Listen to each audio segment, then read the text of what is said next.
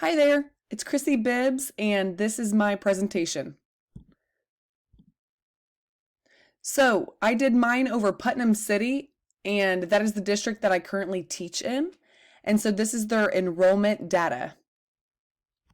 Here's the slide about each year for the past 6 or 7 years. I went back and went on the OSDE website and calculated the totals. There were some years that did not tell me exactly what the total was, so I had to go from each specific school and add up all their pre-K, all the districts pre-K, all the districts kindergarten, all the districts first grade, and so that took me a while.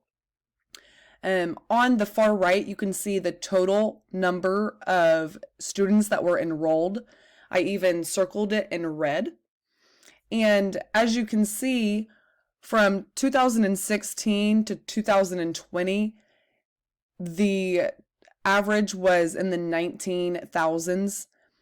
And then we took a big dip in 2021 where we lost 1,800 students.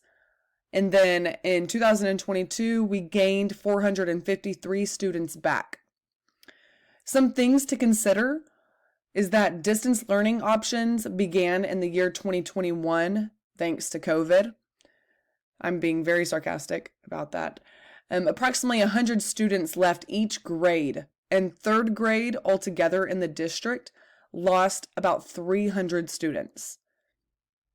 The total number of students in 2022 is 1,000 less students than the total was 6 years ago. And that is quite a big difference. My projected enrollment for the next 5 years, in 2023, which is next school year, I predicted that our enrollment will go up by 200 students. In 2024, I also predicted that it will go up again for 200 students. In 2025, I predicted that we would go down in enrollment by around 200 students. And the reason why I chose to go fluctuate up and down is because that is what our district has been doing in the previous years, even regardless of COVID. Before COVID even hit us, the district enrollment was going kind of up and down, up and down. And so that is what I did for my projected enrollment for the next 5 years, as you can see. Other influence with district enrollment, a really big one is the enactment of Senate Bill 783. That just passed this past year in 2021, and to sum things up, in starting this January 2022, students are eligible to request a transfer to any district in the state, regardless of where they live, which can be great for Putnam City or not so great for Putnam City. What the district needs for future new construction or renovation is bond money for district technology for new educational apps on student iPads and Chromebooks, new tables in every classroom to promote social learning. I remember that being a huge factor in our this past week's assignments, is that students learn best from working with other peers. I would like to bring more counselors, psychologists, and social workers into each school for mental health and to be able to diagnose and help children at a younger age before they get to their high school years.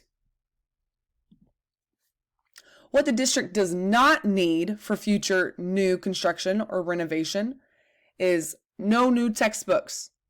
Many districts don't change their textbooks frequently enough, and Putnam City is one of them. In our district, we change our books or our curriculum every 4 years, and so we alternate each subject.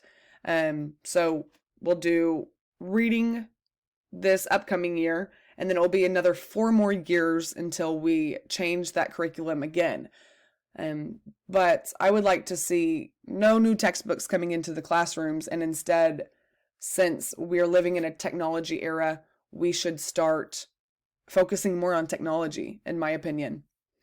Withdraw from standardized testing as legal as we can, because we know that we cannot kind of do our own thing completely. We still have to follow the laws for federal and state law.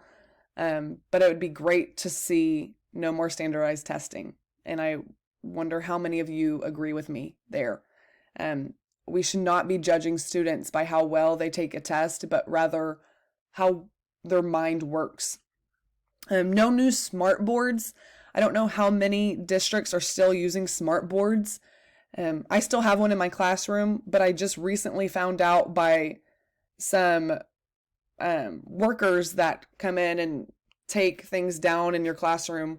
They told me that other schools in our district in Putnam City don't have smart boards whatsoever, because instead they are using simple projectors. And as you can see in the picture at the top, students are able to easily use projectors. These can be student-led things, and you can play movies off of them. You can do just a whole lot of things with projectors without taking up room in your class. High school athletics, are they important or not?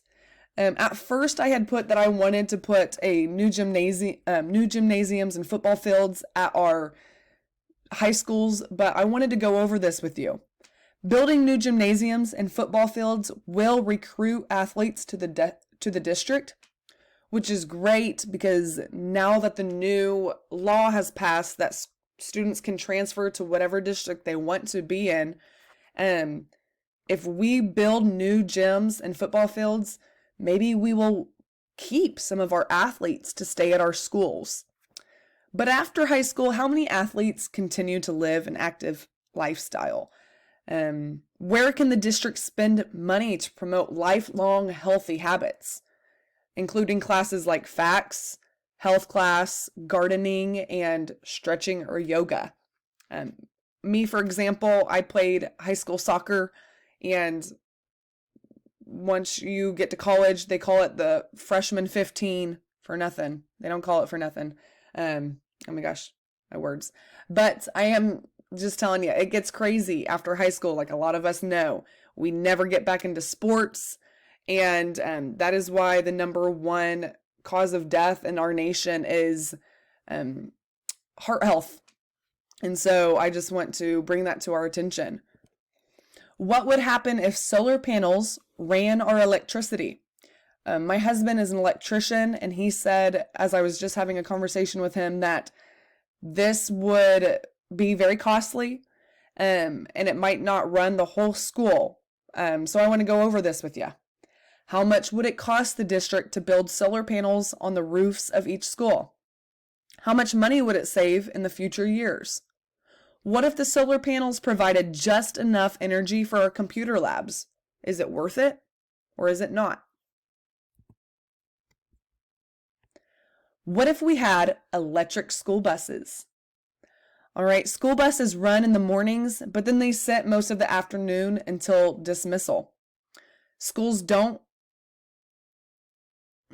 It says schools don't travel far, but what I meant to put is buses don't travel far, except in rural areas, which Putnam City is not a rural area. We are suburban or urban. So it would be very smart for us to have electric school buses in this district. How much money would the district save, especially with the high gas prices as of right now? Now, I don't know what that will look like in the next 5 to 10 years, but it is definitely something to have in our mind. What do you think? And thank you for watching.